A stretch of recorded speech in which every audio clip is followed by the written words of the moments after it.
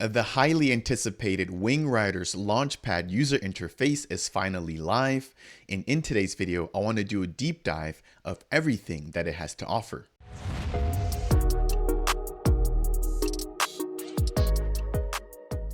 Oh, what is up, Ada Nation? Welcome to Dapp Central. My name is Fareed. In today's video, I want to give you guys an update surrounding the WRLP. If you guys missed my last video from the Wing Riders team, we got some pretty big news surrounding the launch of their Launchpad platform. Now, as a part of that first video, I broke down all of the benefits as well as what we could expect to come from this particular team. So I'm not going to rehash all of that information, but if you did miss out on that particular video, the team has posted additional information as to the benefits for users, the projects, as well as the community when it comes to this launch of this new piece of the Wing Riders protocol. So I'm just going to quickly highlight some of those here, and then we're going to jump into the actual user interface, which has officially been released. As always, if you guys do enjoy these types of videos, I would appreciate you if you would tap that like button. If it's your first time stopping by the channel and you want more content like this, consider subscribing. And if you have any questions for me surrounding anything we're touching on as a part of Wing Riders, then make sure to go ahead and leave a comment down below. So focusing first on the user benefits, I did discuss this in my prior video, which included things such as the fact that the platform is going to be non-custodial. It's also going to support more than 11 different wallets, being one of the mostly used or mostly adaptable platforms when it comes to wallet support. It's also going to allow for flexible contributions. Assured returns, basically meaning that you will always know exactly what you'll be receiving once the actual Launchpad sale concludes, as well as an automated token distribution, and then some locked in project conditions, which are basically set by the project that cannot be altered after the initial sale kicks off.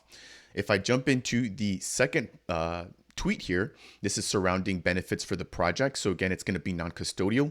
It's going to provide a practical minting platform or practical minting flow.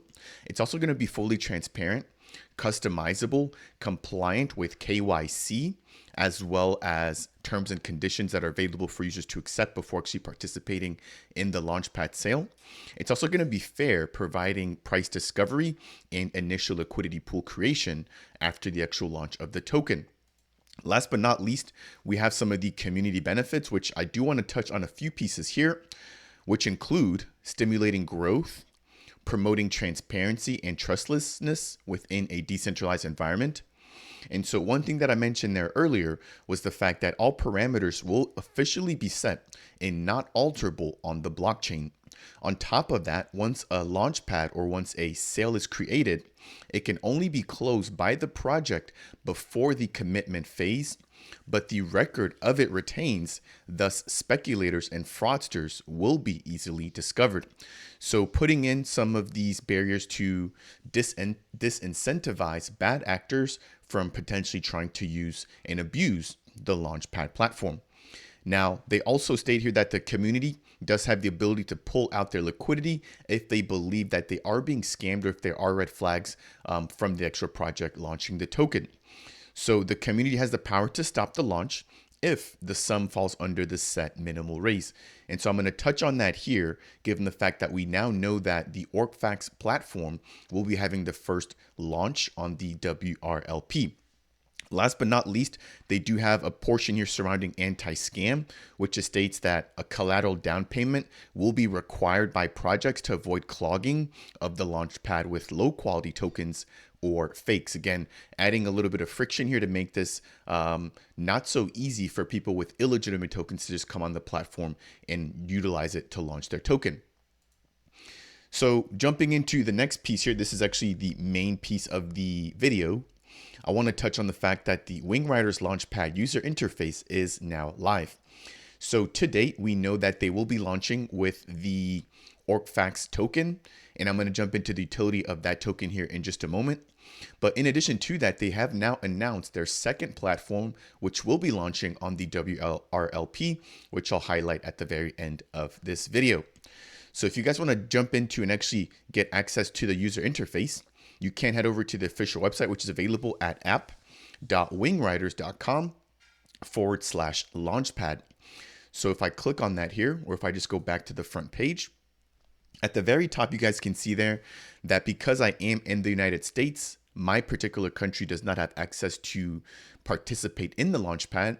However, you can still view all of the stats and information surrounding token sales. So they have all of the facts about the actual Launchpad here at the very top. Again, non-custodial, permissionless, audited, etc. And then right below that, we can see all of the upcoming listings, which right now we just have the OrcFax token. Now, if you're wondering, what is the actual use case for the OrcFax token? They do have a tweet here from the official OrcFax website. So number one, you'll be able to use it for payment for on-demand Oracle data publication. Number two, you'll be able to stake it. Number three, it'll be a form of reward payments to validators. And then number four, just like with any other token here within the ecosystem, you will be able to use it for governance purposes. So jumping back into the actual Launchpad itself, we have a minimum raise amount of 850,000 ADA. And then we have a maximum raise amount of 4.5 million ADA.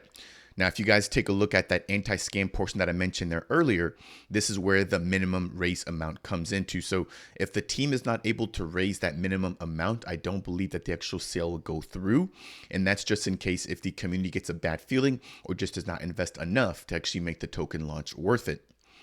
Right below that, we have the 4 steps that any project can now use moving forward to actually create a launch on the Launchpad. And keep this in mind as well. I mentioned this in my first video that because this is going to be a brand new platform, the team will be managing the first few launches themselves. And so you do need to reach out to the Wing Riders team to get listed early on. But the hope is that in the future, this will be completely permissionless and decentralized, allowing for anybody to come in and follow these 4 steps in order to get their launch for their token. So if I scroll down, we also have some frequently asked questions. And at the very bottom here, we have the terms and conditions. If we jump into the actual OrcFax token sale, at the very top, we have all of the socials for the OrcFax platform. We have their terms and conditions as well as important information. And then there's a link to their white paper as well as their tokenomics. Now, to the right of that, we can see the actual launch will be beginning in about 1 day and 14 hours from the time that I'm shooting this video. And then we have the total amount of FACT tokens allocated. And then we have the total amount allocated for participants. So there is going to be about 24 million of the FACT tokens going towards the liquidity pool, allowing for seamless trading after the initial launch, with 86 million going towards the community. So that's how we get to the 110 million of the FACT tokens coming up for sale.